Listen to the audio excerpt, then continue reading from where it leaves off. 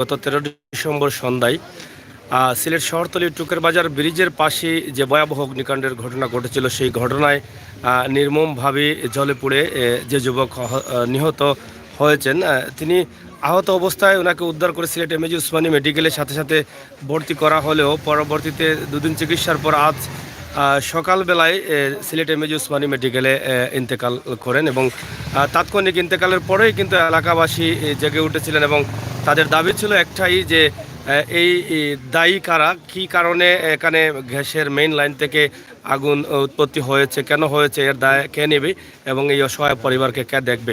আমরা আজকে এই মুহূর্তে দেখছেন যে সিলেট এমএজি উসমানী মেডিকেল থেকে তার লাশ বাড়ি নিয়ে আসা হয়েছে এবং এলাকায় সুখে ছায়া নেমে আছে। এলাকার জনসাধারণ প্রত্যেকটি মানুষ কিন্তু এখানে আসছেন এবং এক নজর দেখা যাচ্ছেন এবং তাদের দাবি যেটা আছে আজকে আমরা আপনাদের সামনে তুলে ধরার চেষ্টা করছি। আমরা কথা বলবো এখানে, আপনার তো ভাই মনে হয়, ছোট ভাই। আচ্ছা, আপনারা তো আন্দোলন করছেন, আজকে সকালেও কিন্তু রাস্তা ব্লক ছিল এবং এটা তো সিলেট তথা সিলেট সহ সারা দুনিয়ার মানুষ জানে যে গত 13 তারিখের যে ভয়াবহ অগ্নিকাণ্ডের ঘটনা ঘটেছিল, আমরা সহ বিভিন্ন সোশ্যাল মিডিয়াতে লাইভ হয়েছিল। সেটার জন্য দায়ী আপনারা কাকে করছেন এবং আপনাদের চাওয়াটা কি? এই যে অকাল মৃত্যু, সেটা তো আসলে আপনারা কেন, দেশের কেউ মেনে নিতে পারবে না। আপনাদের বক্তব্যটা আসলে এই মুহূর্তে কি?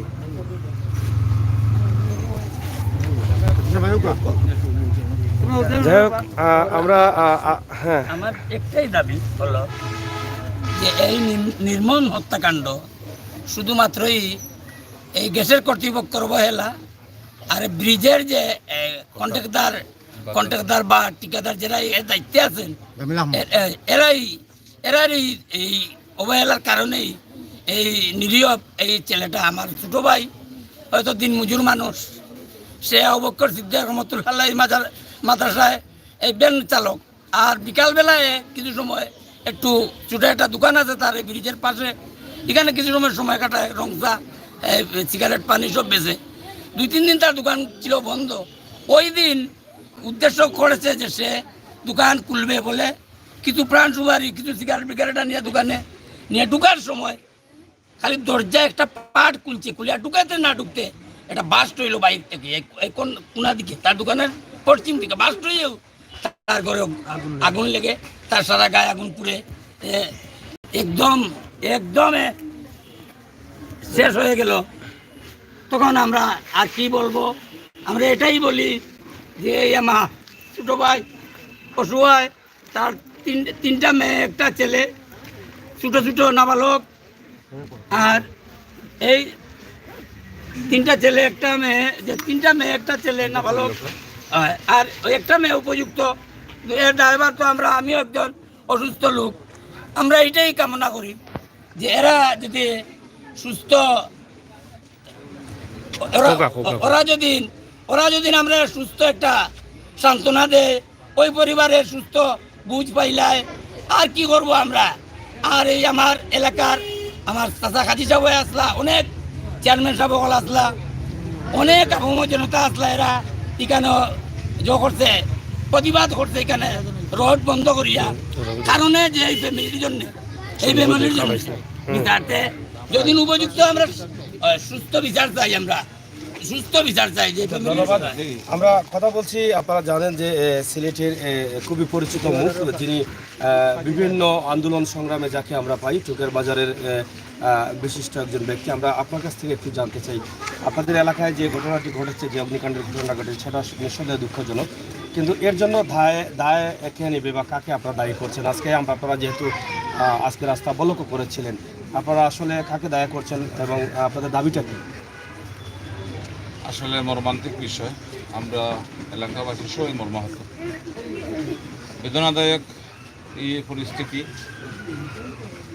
এই শাহিন আলম, তার যে মর্মান্তিক মৃত্যু হয়েছে, এর জন্য ব্রিজ কর্তৃপক্ষ, যারা ব্রিজের কন্ট্রাক্টর নিয়ে এসে তাদের অবহেলা এবং গ্যাস অফিসের কর্মকর্তাদের এই উদাসীনতার কারণে অগ্নিদগ্ধ হইয়া এই শাহিন আলম তার মর্মান্তিক মৃত্যু হয়েছে।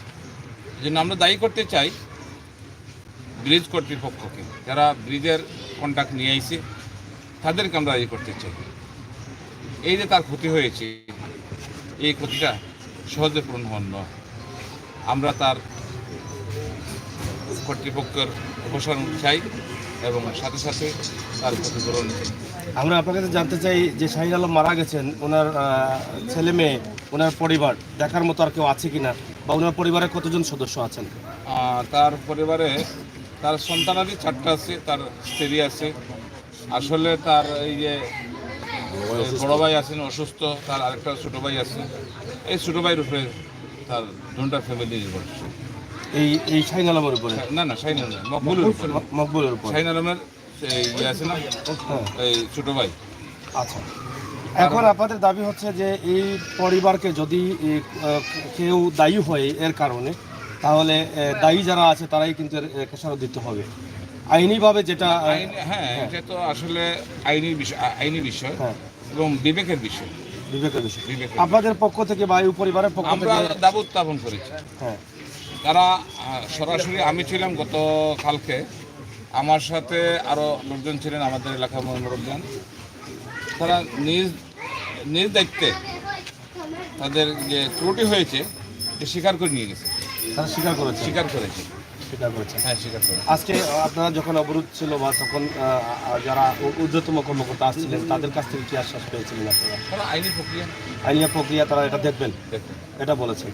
প্রিয় দর্শক, কথা বলছি আজকে দেখেন এর জন্য দায়ীকে একটা একদম সাধারণ পরিবার, খেটে খাওয়া পরিবার। আপনারা তো শুনলেনই যে একটা মাদ্রাসার ভ্যান চালক ছিলেন শাহিন আলম, কিন্তু সেই শাহিন আলম ভ্যান চালিয়ে হয়তো তার পরিবার চলছে না, কিন্তু সেই রুজি বা বাচ্চাদের মুখে আহার দেওয়ার জন্য কিন্তু তিনি একটি টং দোকান করেছিলেন। আর সেই টং দোকান নিঃসন্দেহে প্রতিদিনের মতো তিনি গিয়েছিলেন এখানে কিছু চা বিক্রি করবেন। যখনই গ্যাসের চুলায় চুষ দিলেন তখনই কিন্তু সেই আগুনটি ধাও ধাও করে জ্বলে উঠল। দোকান খোলা মাত্র, যাই হোক, দোকান খোলা মাত্রই কিন্তু এই আগুনটি জ্বলে উঠেছে এবং কিভাবে উঠেছে সেটা আমরা তাদের কাছ থেকে জেনে নেব। আপনারা তো দেখেছেন সেদিন আমরা যে আগুন দেখিয়েছিলাম, মুহূর্তের মধ্যে বিশাল এলাকা জুড়েই কিন্তু আগুন ছিল। প্রায় 1.5 ঘন্টার মতো অতিবাহিত হয়ে 4টি টিম কিন্তু ফায়ার সার্ভিসের তারা আগুন নেবানোর জন্য চেষ্টা করেছিল এবং এলাকার সহযোগিতায় সেদিন নেমেছিল আগুন। আপনারা বাড়াই যেতে। ঠিক আছে, আমরা ওদিকে একটু যাই। আমরা এখান থেকে একটু সরে যাই। দুইটা কর্তৃপক্ষের ভুলের কারণে এই দুর্ঘটনা। একটা হলো আপনার এই যে কনস্ট্রাকশন ফার্ম যেটা আছে তাদের, আর আরেকটা হলো আপনাদের গ্যাসের, জাল্লাবাদ গ্যাসের। দুইটারই ত্রুটির কারণে এই যে আগুনটা অনেকেই বলছে যে চুলা থেকে বা বিভিন্ন আগুনটা কিভাবে হলো? এইটা সবাই দেখছে যে শুধু আগুন হয়েছে, আগুন অটো এখানে গ্যাসের লাইনটা লিকেজ হওয়ার কারণে আমরা বলতে চাই, গ্যাসের লাইনটা লিকেজ হওয়ার এখানে সে তার দোকান বন্ধ ছিল, সেই দোকান কিছুক্ষণ পরেই আশপাশ থেকে এই লিকেজ থেকে আগুনটা সূত্রপাত হয়। আর এইটা লাইনটা ছিঁড়ছে, কাজ করতে যায় লাইনটা ছিঁড়ছে, ব্রিজে যারা কাজ করতেছে কাজ করতে যায় লাইনটা ছিঁড়ছে, লাইনটা ছিঁড়ার পরে আপনার এই পরে ওরা মেরামত করছে না কি করছে কেউ বলতে পারবে না। এখন আপনাদের দাবিটা আসলে কি? আমাদের দাবিটা খুবই ছোট, আহামরি আমরা কিছু চাই না। আমাদেরকে কোটি কোটি টাকা দিয়ে মালামাল করে দিবে, আমার বাইকে নিয়ে আমি ব্যবসা করবো, এ ধরনের ইচ্ছা আমার নেই। এই যে আপনার ক্যামেরাটা এদিকে করতে পারে, আমরা বাড়ি দেখাবো। একটা মানুষ নিত আনে নিত খায়, সেই মানুষটা 4টা বাচ্চা রেখে সে দুনিয়া থেকে চলে গেছে। হয়তো আমরা যতটুকু পারবো হয়তো করবো, কিন্তু যদি আমার এই বাচ্চাদের কোনো একটা ব্যবস্থা করা যায় কর্তৃপক্ষের সহযোগিতার মাধ্যমে, যারা দায়ী তাদের সহযোগিতার মাধ্যমে যদি ওদের কোনো একটা ব্যবস্থা করা যায়, তাহলে সেটাতেই হয়তো বা আলোচনায় সেটা আসতে পারে। ধন্যবাদ আপনাকে। প্রিয় দর্শক, আমরা যাচ্ছি শাহিন আলমের ঘরে। আমরা এই রাস্তাটা ছেড়ে দেবো কারণ এখানে আমরা এদিকে একটু কথা বলতে চাই। আমরা শাহিন আলমের ঘরটি একটু দেখাবো, ওদিকে একটু দেখাবো। ওদিকে আমরা একটা জিনিস হলো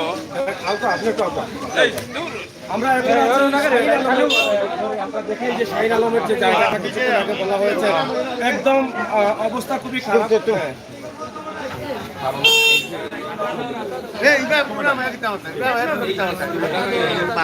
কাজ করতে গিয়া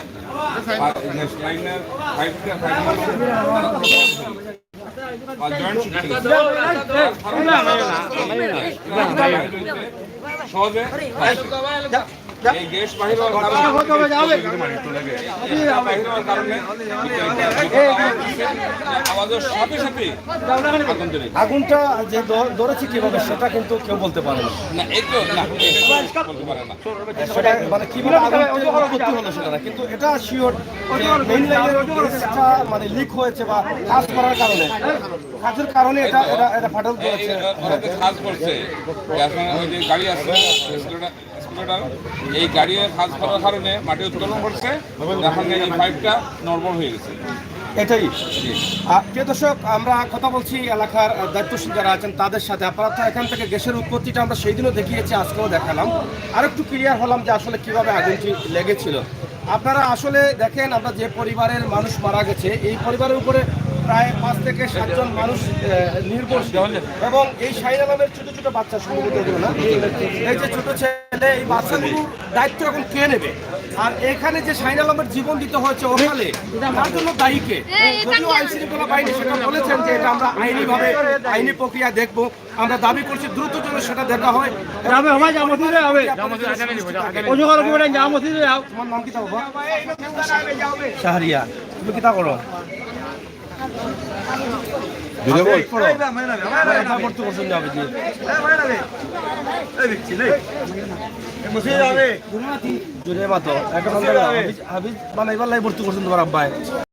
এখন তোমার এখন তোমার আব্বা যে নাই, এখন তুমি তোমার আব্বা যে মারা গেলা, এখন তুমি কি তা চাই রাখো? তোমার কষ্ট লাগে?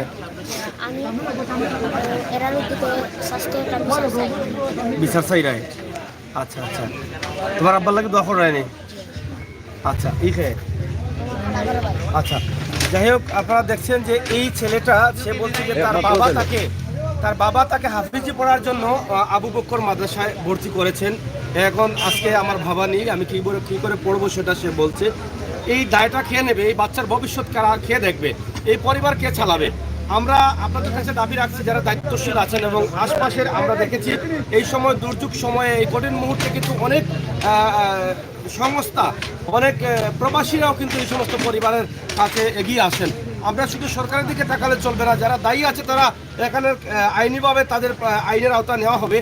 পাশাপাশি আমরা যারা সামাজিক সংগঠন করি, যারা বিভিন্নভাবে সহায়তা দিই, আপনারাও আসুন, এসে একবার এই পরিবারটাকে দেখে যান, আপনাদের সাহায্যের হাতটুকু বাড়িয়ে দিন। আমরা একটু সামনের দিকে যাচ্ছি এবং এখানে আচ্ছা, আপনারা আসলে শাহিন আলম সম্বন্ধে বা শাহিন আলমের পরিবার সম্বন্ধে আপনাদের বক্তব্যটা আসলে কি?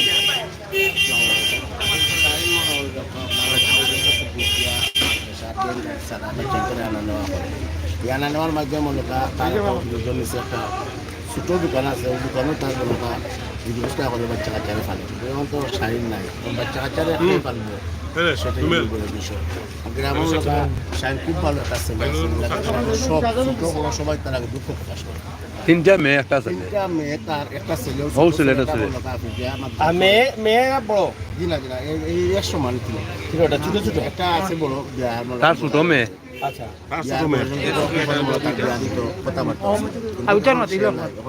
বিয়ার কি হবে আর তার বাচ্চা কাচ্চার কি হবে, এটাই দেশের মানুষের কাছে আপনার অনুরোধ, আমরা গ্রামবাসীর পক্ষ থেকে যে শাহিনের পরিবারও সাহায্যের হাত কান বাড়াই দেওয়ার অনুরোধ। একটাই দাবি, আপনারা দেখছেন এই এলাকার প্রত্যেকটি মানুষ দাবি একটাই করছে যে শাহিন এমন একজন ভালো মানুষ ছিল, খেটে খাওয়া মানুষ ছিল, এবং সে একটি মাদ্রাসার ভ্যান গাড়ি চালক ছিল এবং তার পরিবারকে এক মুঠো ভাত দেওয়ার জন্য একটি টং দোকান করেছিল। আর সেই টং দোকানে যে ঘটনাটি ঘটেছে তার জন্য দায়ীকে, সেই প্রশ্ন কিন্তু আজকে এই সমাজ থেকে রাখা হচ্ছে। আর আমরা দাবি করছি এটা সামাজিক যত সংগঠন আছে, আপনারা আসেন, এই শাহিনের পরিবারকে দেখে যান। আপনারা তো একটু আগে শাহিনের ছেলেকেও দেখলেন, এই ছেলেটি হাফিজি পড়ার জন্য কিন্তু বাবা ভর্তি করেছেন, কিন্তু সেই ছেলেটির এখন কি হবে সেই বিষয়টাও কিন্তু আপনারা মাথায় রাখবেন। আমরা বিভিন্ন মানুষকে আমরা সাহায্য করে থাকি। আমরা আশা করতে পারি আপনারা এই শাহিনের পরিবারেও কিন্তু আপনারা আসবেন। আমরা আবু বক্কর মাদ্রাসার প্রিন্সিপাল আমরা ভাগ্যক্রমে পেয়ে গেছি। আমরা এই মুহূর্তে আপনার কাছ থেকে জানতে চাই যে আপনার মাদ্রাসার একটি দায়িত্বে ছিলেন, শাহিন ভাই, তিনি আজ আমাদের মাঝে নেই, না ফেরার দেশে চলে গেছেন। তবে এটা আমরা মনে করছি যে অকাল মৃত্যু, এবং তার পরিবার পরিজন তো আপনি জানছেনই। এই মুহূর্তে আপনার বক্তব্যটা বা আপনার অনুভূতিটা কি? আসলে ব্যাপার হচ্ছে, এটা শাহিন মিয়া অত্যন্ত ভালো একটা লোক। আমাদের মাদ্রাসা উনি প্রায় 20 বছর হয়ে গেল মাদ্রাসা বেন চালক দায়িত্ব পালন করতেছে, ছাত্রদের আনা নেওয়া এবং মাদ্রাসার বিভিন্ন কাজে সব কাজে উনি পারে। যে কোনো কাজেই মাদ্রাসার ডাক দিলে ওনাকে পাওয়া যেত। তো আসলে আমরা অত্যন্ত দুঃখিত এবং মর্মাহত যে এই লোকটা হঠাৎ করে চলে গেল।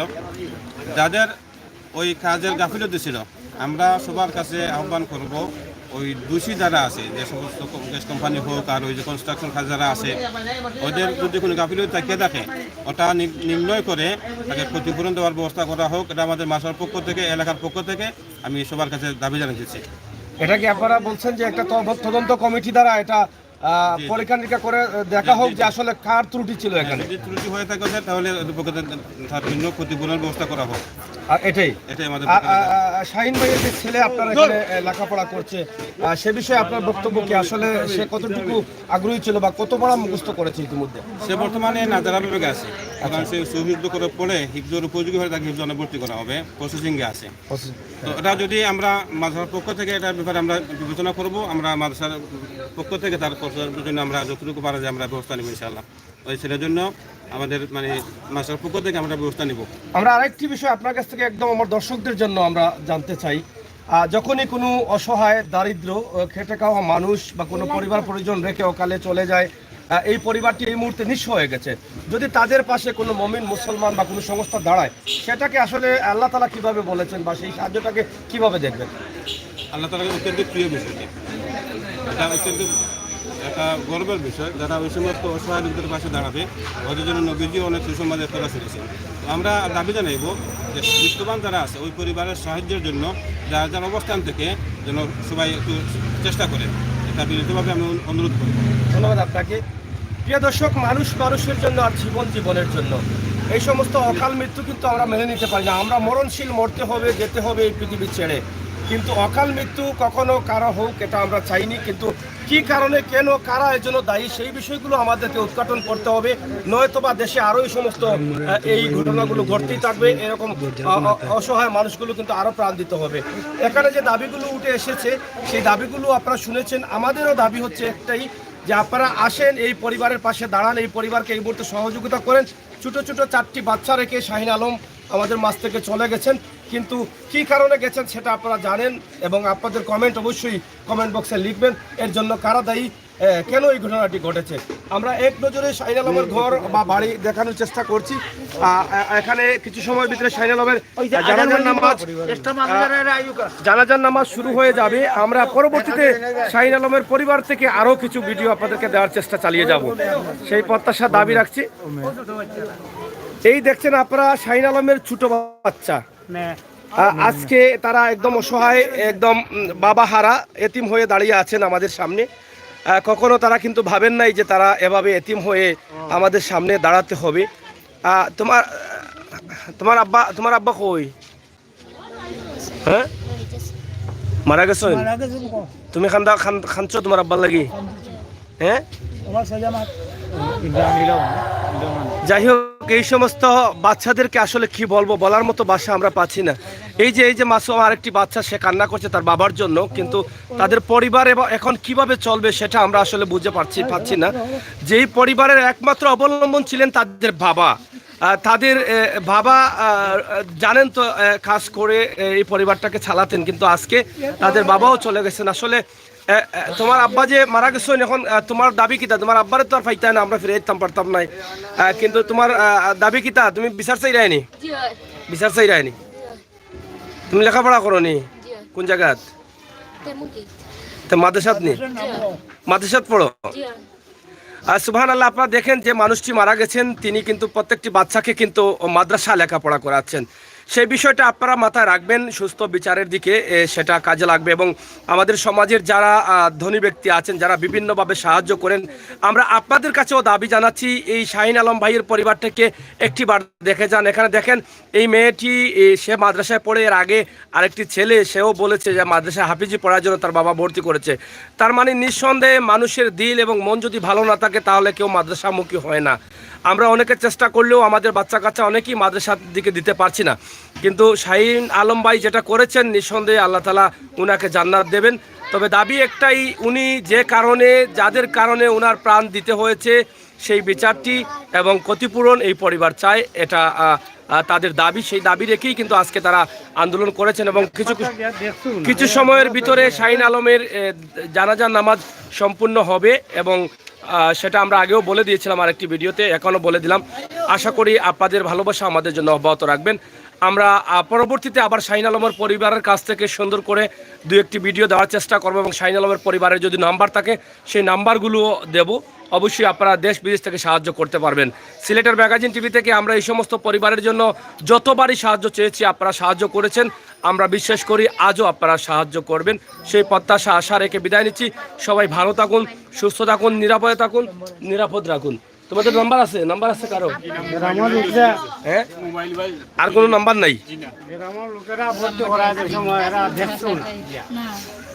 আচ্ছা, আমরা পরবর্তীতে আরো একটি ভিডিও তৈরি করব, সেখানে আমরা নাম্বার দিব। প্রিয় দর্শক, এখন আপনারা আসতে পারেন সিলেটের টুকের বাজার, টুকেরগাঁও গ্রামে, একদম সুনামগঞ্জ সড়কের পাশেই কিন্তু এই পরিবারটি রয়েছে। এই ছোট ছোট বাচ্চার দিকে তাকিয়ে নিঃসন্দেহে আপনাদেরও কষ্ট লাগবে এবং তারা মাদ্রাসায় লেখাপড়া করছেন, সেটা আপনার জন্য, আমার জন্য, সবার জন্য কষ্টের। এবং অকাল মৃত্যু আমাদের শাহিন ভাইয়ের, ওনাকে আল্লাহ তাআলা জান্নাত নসিব করবে, কিন্তু এই পরিবারটাকে কে দেখবে সেটাই হচ্ছে আমাদের প্রশ্ন। কারা এর জন্য দায়ী? খান নাম্বার আফন বাগনেনি। আচ্ছা, আমরা আপাতত এই যে এই বাচ্চাদের মামার একটি নাম্বার দিচ্ছি, আমরা এটা চেষ্টা করবো নেক্সটে আরো ভালো করে দেওয়ার জন্য। আপনার নাম্বারটা একটু বলেন। 0177 হ্যাঁ, জুড়ে বলেন। 0177987658। আবার বলেন। 0177987658।